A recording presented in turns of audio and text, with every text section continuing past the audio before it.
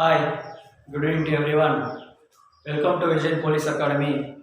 మనం ఈ vision police అకాడమీలో వివిధ పోటీ పరీక్షలకు ప్రిపేర్ అవుతున్న అభ్యర్థులకు ఉచితంగా క్వాంటిటేటివ్ ఆప్టిట్యూడ్ మరియు కరెంట్ అఫైర్స్ పైన మనకు ఉచితంగా క్లాసులు అందిస్తున్న కార్యక్రమంలో మనం ముందుకు వెళ్తున్నాం.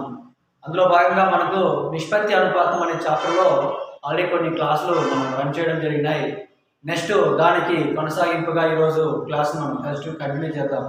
సో నిష్పత్తి అనుపాతం అనే చాప్టర్లో మనం ఆల్రెడీ ఆ చాప్టర్స్ మనం చేసుకుంటూ పోతున్నాం. సో అందులో భాగంగా కొన్ని చాప్టర్స్ అంటే కొన్ని ప్రాబ్లమ్స్ ఇప్పుడు మనం చేద్దాము. సో రేషియో అండ్ ప్రపోర్షనాలిటీలో మనం ఆల్రెడీ చెప్పాము మీకు రేషియో ప్రపోర్షనాలిటీ చాప్టర్ మీకు ఈ అన్ని చాప్టర్స్ కంటే ఫర్ ఎగ్జాంపుల్ ఇప్పుడు ఈ క్వాంటిటేటివ్ ఆప్టిట్యూడ్లో అన్ని చాప్టర్కి ఇది లింకప్ అని చెప్పాము. అందులో భాగంగా ఒక ప్రాబ్లం మనం చేద్దాము. కంటిన్యూ చేద్దాము. A:B that is equals to 4:8 or 4:5. పరపదం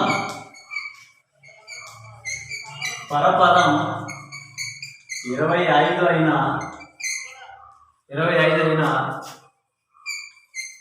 పూర్వపదం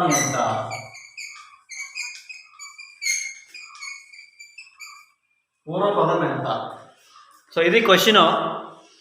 ఒకసారి చూడండి.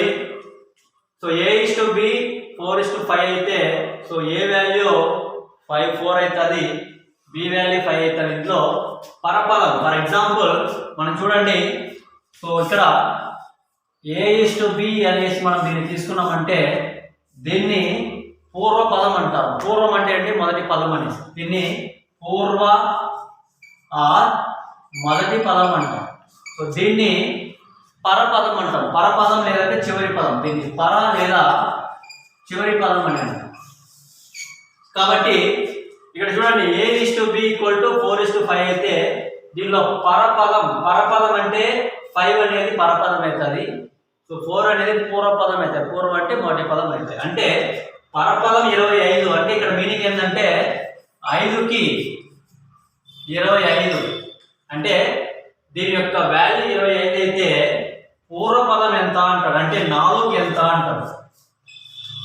ఇది క్వశ్చన్, సింపుల్ క్వశ్చన్. పరపదం 25 అంటే 5కి 25 అయితే పూర్వపదం 4కి ఎంత అంటారు. దీన్ని ఏం చేయాలి మనము? 4/5 × 25 మనకేమొస్తుంది? 5 1 5 5 5 4 ఎంత అవుతుంది? 20. మనకు పూర్వపదం ఏమవుతుంది?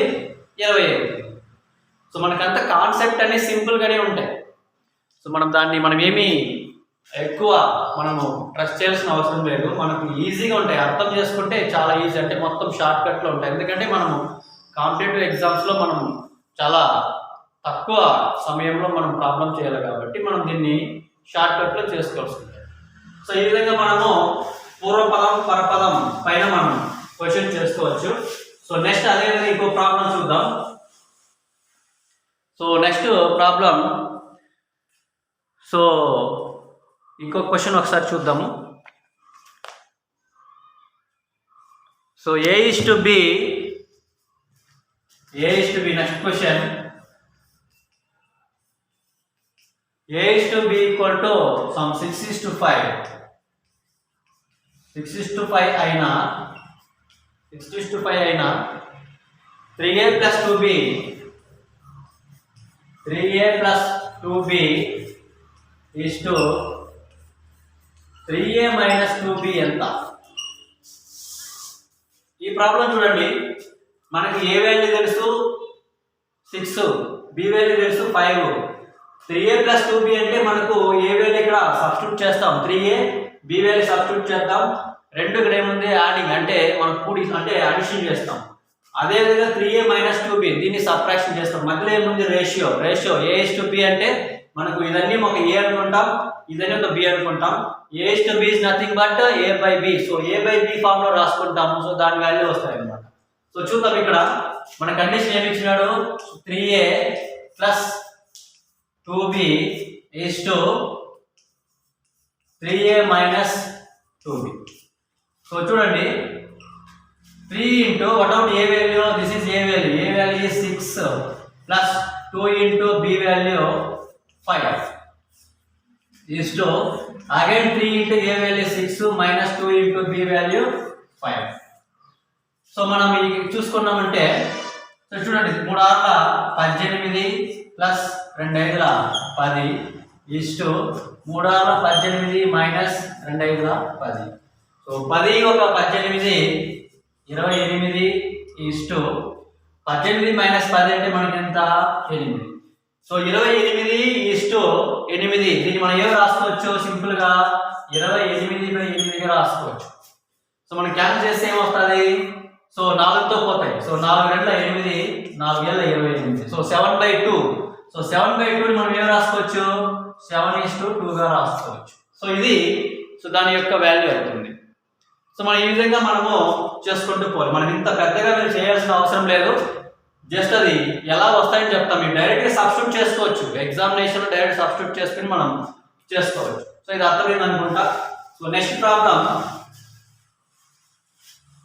సో అదేవిధంగా నెక్స్ట్ ప్రాబ్లం చూద్దాం. So next question.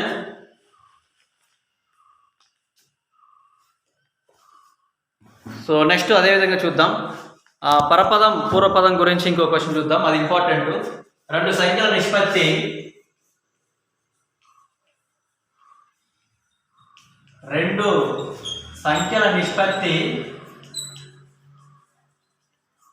రెండు సంఖ్యల నిష్పత్తి 3:4 అయినా అందులో పరపదం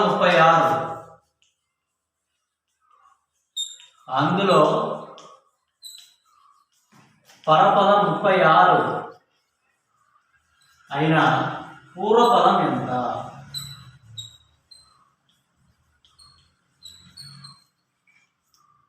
ఎంత?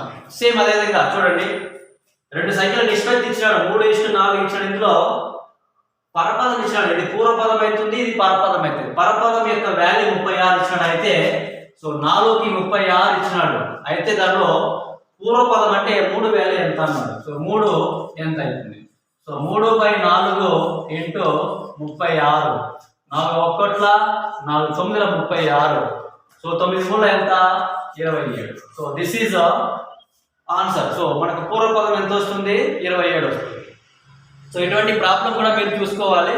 సో ఇట్లాంటి క్వశ్చన్స్ కూడా మనకు లైక్ గ్రూప్ 4 సో అటువంటి చిన్న చిన్న ఎగ్జామ్స్ లో అడుగుతాడు. కాబట్టి మనం దీన్ని కూడా ఒకసారి మనం ప్రాక్టీస్ చేసుకుంటూ పోవాలి. సో నెక్స్ట్ క్వశ్చన్ చూసినామంటే సో ఫర్ ఎగ్జాంపుల్ ఇది కొద్దిగా ట్రిక్కీ క్వశ్చన్ ఉంటుంది. సో రెండు సంఖ్యల మొత్తం రెండు సంఖ్యల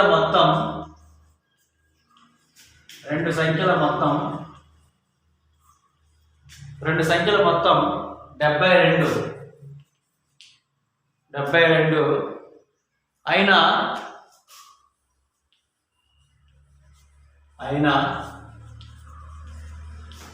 ఈ క్రింది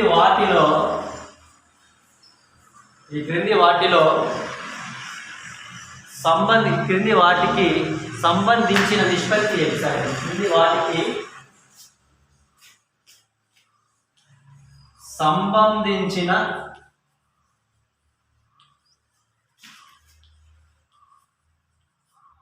నిష్పత్తి ఏది? చూడండి దీంట్లో డైరెక్ట్గా మీకు ఎగ్జామినేషన్ పాయింట్ ఆఫ్ వ్యూ ఎట్లా అడుగుతారనేసి మీకు ఒకసారి చెప్పాము. ఇక్కడ ఏ అనే నిష్పత్తి ఫర్ ఎగ్జాంపుల్ 3:4. సో బి అనే నిష్పత్తి మనకు 2:3. సి అనే నిష్పత్తి 5:7. సో డి అనే నిష్పత్తి మీకు 4:1. చూడండి క్వశ్చన్ జాగ్రత్తగా అర్థం చేసుకోవాలి.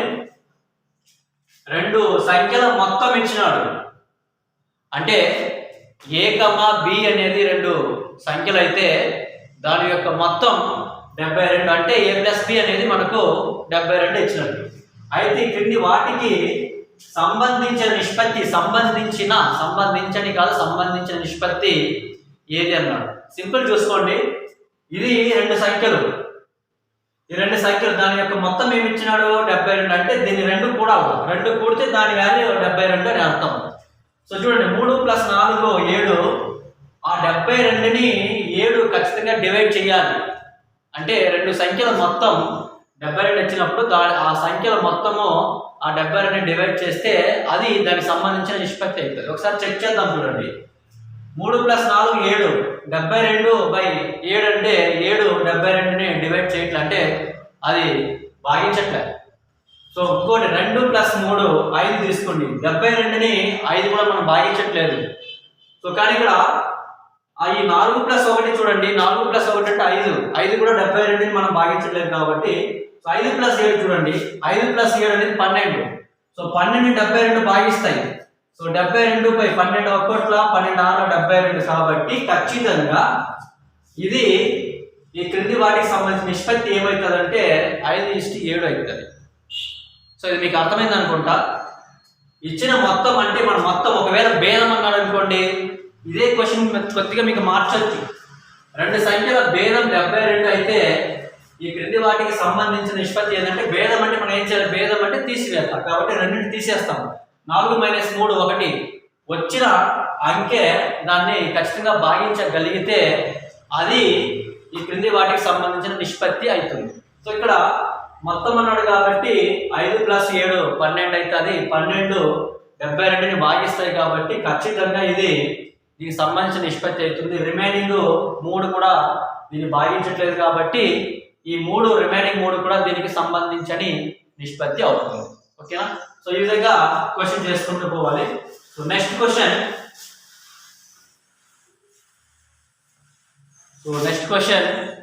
సో అదే విధంగా చూద్దాం. ఒక బాక్స్ యందు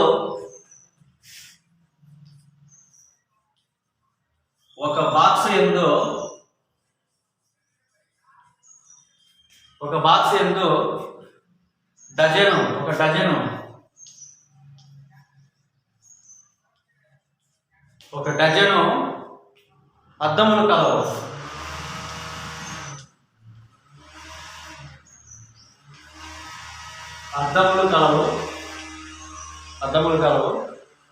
ఒకవేళ అది కింద పడినట్లయితే, ఒకవేళ ఇవి కింద పడినట్లయితే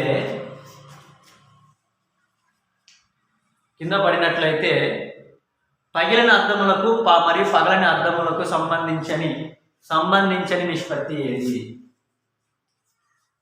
పగిలిన మరియు పగలని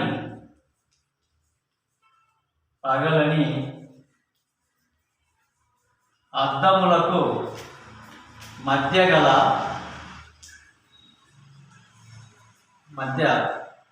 సంబంధించని. సో ఇక్కడ సంబంధించని ఇచ్చాడు కాబట్టి సంబంధించని నిష్పత్తి ఏది? మనం ఫస్ట్ క్వశ్చన్ అనేది జాగ్రత్తగా చూసుకోవాలి. సంబంధించిన నిష్పత్తి అడుగుతాడా, సంబంధించని నిష్పత్తి అడుగుతాడా, ఒకసారి మనం క్లారిటీగా చూసుకోవాలి. ఇక్కడ చూడండి, సంబంధించని నిష్పత్తి అన్నాడు కాబట్టి మనము సంబంధించిన నిష్పత్తి ఫైండ్ అవుట్ చేయాలి. సో దాంట్లో ఏ 1:2 అండ్ బి 3:B అనేది 3:1 అండ్ సి అనేది 3:4 అండ్ డి అనేది 5:7. చూడండి. సో ఈ విధంగా ఇచ్చినారు అనుకోండి, మన క్వశ్చన్ చూడండి, ఒక బాక్స్ లో ఒక డజన్ ఉన్నాయి. ఒక డజన్ అంటే మనకు తెలుసు 12. సో ఆ ఆన్సర్ వచ్చింది. 12 అద్దములు ఉన్నాయి. ఒకవేళ ఇవి కింద పడినట్లయితే, కింద పడింది అనుకోండి, కొన్ని పగిలింటాయి, కొన్ని పగలదు. సో అన్ని ఎగ్జాక్ట్ పగలాలని మనకేమి గ్యారెంటీ లేవు కాబట్టి కొన్ని పగిలింటాయి, కొన్ని పగలదు. సో అటువంటి పగిలిన మరియు పగలని అద్దములకు సంబంధించిన నిష్పత్తి ఏది అన్నాడు. అంటే ఇక ఒక డజన్ అంటే మనకేంటి 12. ఆ 12ని 2 కూడినాం అనుకోండి, ఆ 12ని ఖచ్చితంగా అది డివైడ్ చేసింది అనుకోండి, అది సంబంధించిన నిష్పత్తి. ఇక్కడ సంబంధించిన నిష్పత్తి అన్నాడు కాబట్టి 4లో ఏదో ఒకటి ఆ 12ని డివైడ్ కాకుండా అంటే భాగించకుండా ఉంటాయి. ఆ నిష్పత్తి ఏదో మనం ఫైండ్ అవుట్ చేయాలి. చూడండి 1 + 2 అంటే 3. 3ని 12 భాగిస్తాయి. సో 12/3 3 1 3 4. సో ఇది సంబంధించిందే, దీనికి సంబంధించింది వాడు సంబంధించని అన్నాడు కాబట్టి 3 + 1 4. సో 12/4 అనుకో, 4 1 4 3. సో ఇది కూడా భాగిస్తున్నాయి కాబట్టి ఇది కూడా సంబంధించింది. సో 3 + 4 7. చూడండి 12/7. సో ఇది భాగించదు, 12 7 భాగించదు. అదేవిధంగా 7 + 5 12. సో 12ని 12 భాగిస్తాయి కాబట్టి ఇది కూడా దానికి సంబంధించిన నిష్పత్తి అవుతుంది. ఇక్కడ సంబంధించని నిష్పత్తి ఏమవుతుంది? సి అవుతుంది. నీకు ఆన్సర్ ఏమవుతుంది? సి అవుతుంది. అర్థమైందా? సో మనం ఈ విధంగా క్వశ్చన్ని మనము చాలా క్లారిటీగా మనం అర్థం చేసుకోవాలి. దాన్ని అర్థం చేసుకున్న తర్వాత మనకు ఏం క్వశ్చన్ ఇచ్చినాడో ఏం చేయాలి ఒకసారి మనం క్లారిటీగా చూసుకుంటే చాలా ఈజీగా ఉంటాయి ప్రాబ్లం. సో ఇది అర్థమైంది అనుకుంటా. So next question.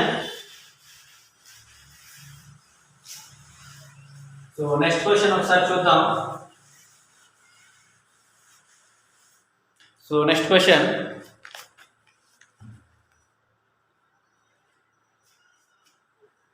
₹9,000. సో ఇది ఆల్రెడీ చెప్పినట్టున్నాయి ఒక టెక్స్ట్ బుక్లో, ఒకసారి చూసుకోండి. సో నెక్స్ట్ క్వశ్చన్ ఒకసారి చూద్దాం.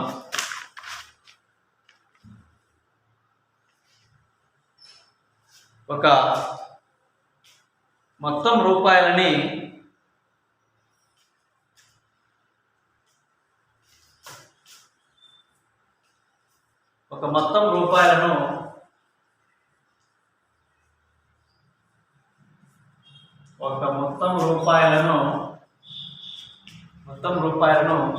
PQRలకు P, Q,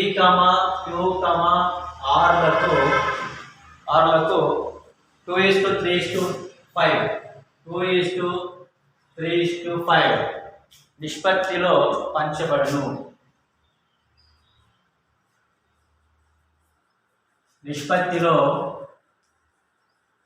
పంచబడును. PRల మొత్తం వాటా P, Rల మొత్తం వాటా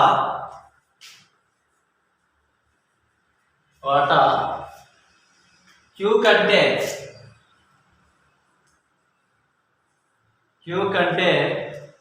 ₹4,000 ఎక్కువ. ₹4,000 ఎక్కువ అయితే R వాటా ఎంత?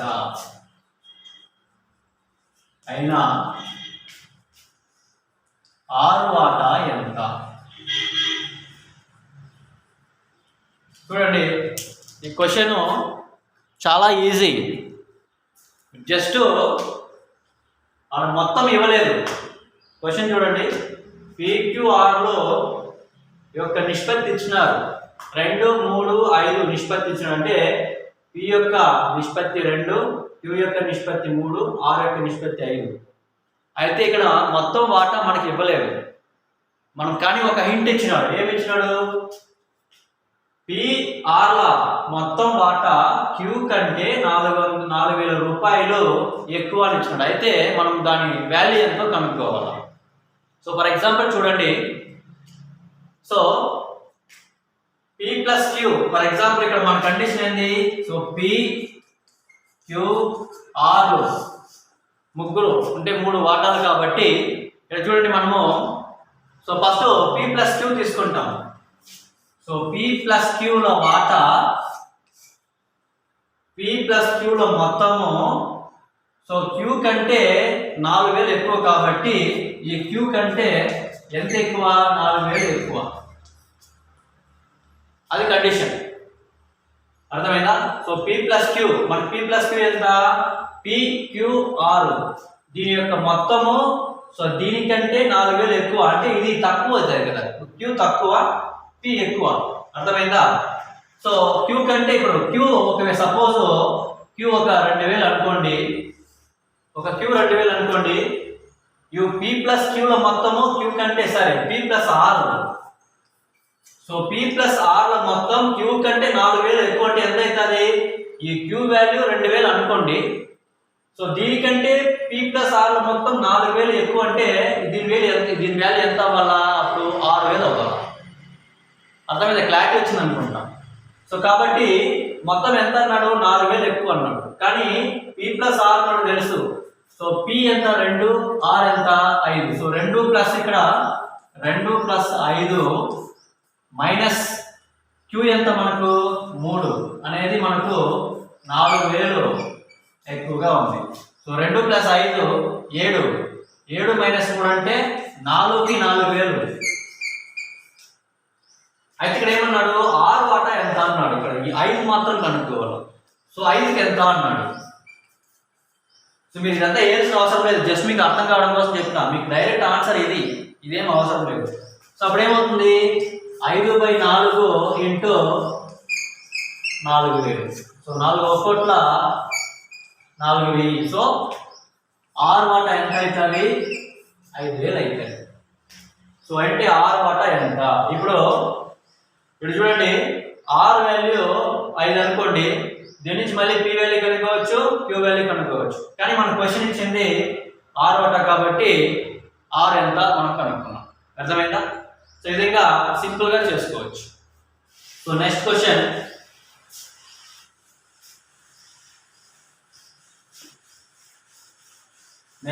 ఒకసారి చూద్దాం. సో అదే విధంగా ఇంకో క్వశ్చన్ చేద్దాం.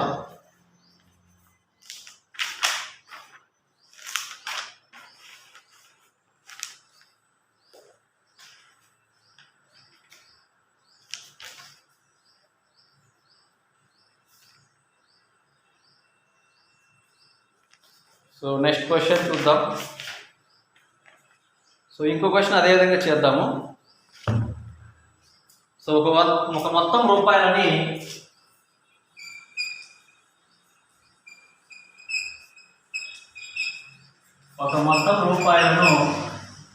XYZ లకు పంచబడిను. XYZ లకు పంచబడిను.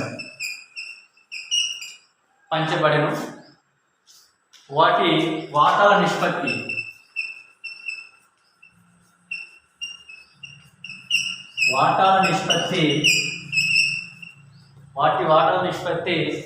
7:8:16. 7:8:16. 7:8:16. Z వాటా X వాటా కంటే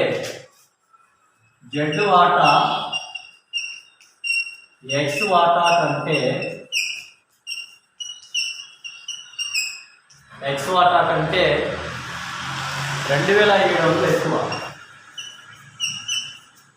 2700 ఎక్కువ. అయితే వాటి వాటాల మొత్తం ఎంత?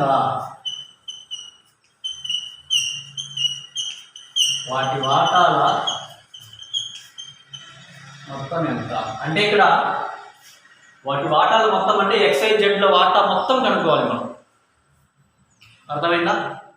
సో చూడండి, మొత్తం రూపాయలు మనకేమి డబ్బులే మిగలేదు, కానీ వాటి యొక్క నిష్పత్తి ఇచ్చేసినాడు. 7:8:16 అంటే X value 7, Y value 8, Z value 16. Z వాటా X వాటా ఇది మన కండిషన్. Z వాటా X వాటా కంటే 2700 ఎక్కువ. సో మనం ఏం చేయాలి? ఇప్పుడు వాటి వాటాల నిష్పత్తి ఎంత అన్నాడు. ఫర్ ఎగ్జాంపుల్ Z యొక్క వాటా X యొక్క వాటా కంటే 2700 ఎక్కువ. అర్థమైందా? అయితే Z మైనస్ X అంటే ఇక్కడ చూడండి. So Z value 16, so X value 7, కాబట్టి 16 మైనస్ 7 దాని వాటా 2700. అంటే 16లో 7 పోతే ఎంత? సో 9కి 2700 అయింది అనుకోండి. వాటి వాటాల మొత్తం ఎంత అన్నాడు అంటే ఎక్స్ వై జెడ్ మొత్తం వాటాలు ఎంత అన్నాడు. సో అప్పుడు మనకి ఇప్పుడు ఏమవుతుంది? 7 + 8 + 16. సో 16 + 8 అనుకోండి 24 అవుతుంది. సో 24 ఒక 7 31. సో కాబట్టి 31కి ఎంత ఫైండ్ అవుట్ చేయాలి? సో అప్పుడు ఏమవుతుంది? 31/9 × 2700. 9 1 9 3. అర్థమైందా? సో అప్పుడు ఏమవుతుంది? సో 3 9 9300 అవుతుంది. అర్థమైందా? 31 × 3 3 3 9 9300. అంటే దీని మొత్తం వాటా ఎంత అవుతుంది? 9300. అది మనం కనుక్కోమన్నాము కాబట్టి దీన్ని కనుక్కుంటాం. అర్థమైందా? సో ఈ విధంగా మనము ప్రాబ్లం అంతా ట్రిక్కీ క్వశ్చన్స్ అంటే జస్ట్ షార్ట్ కట్లు ఉంటాయి అంతే.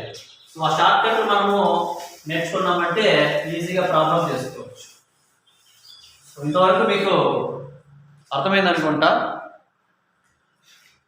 సో ఇది ఈ విధంగా మనం నిష్పత్తి అనుపాతంలో చాప్టర్స్లో ప్రాబ్లమ్స్ ఒక్కొక్కటి చాలా ఈజీగా మనం చేసుకుంటూ ముందుకు పోతాం కాబట్టి ఇది మీకు పూర్తిగా ఈ విజన్ పోలీస్ అకాడమీలో అరిథమెటిక్ అండ్ రీజనింగ్ కూడా చెప్తాం. అరిథమెటిక్ అండ్ రీజనింగ్, తర్వాత కరెంట్ అఫైర్స్. సో ఇది మీకు ఫ్రీగా ఉచితంగా క్లాసులు చెప్పడం జరుగుతాయి కాబట్టి ఈ విజన్ పోలీస్ అకాడమీ ఛానల్ని మీరు సబ్స్క్రైబ్ చేసుకుని మీరు ఉపయోగించుకోవాల్సిందిగా కోరుతున్నాం. నెక్స్ట్ రీజనింగ్ కూడా మనం స్టార్ట్ చేస్తాం. రీజనింగ్ స్టార్ట్ చేసి మేబీ నేనే స్టార్ట్ చేస్తా, లేదంటే ఇంకో సార్ ఉన్నాడు అతను స్టార్ట్ చేయొచ్చు. సో చూద్దాం. ఒకవేళ నేనే చెప్తే నేనే స్టార్ట్ చేస్తా, లేదంటే సార్తో చెప్పిస్తాం. కాబట్టి ఇది పూర్తిగా ఉచితం కాబట్టి మీరు దీన్ని యూజ్ చేసుకోవాల్సిందిగా కోరుతున్నాం. Thank you.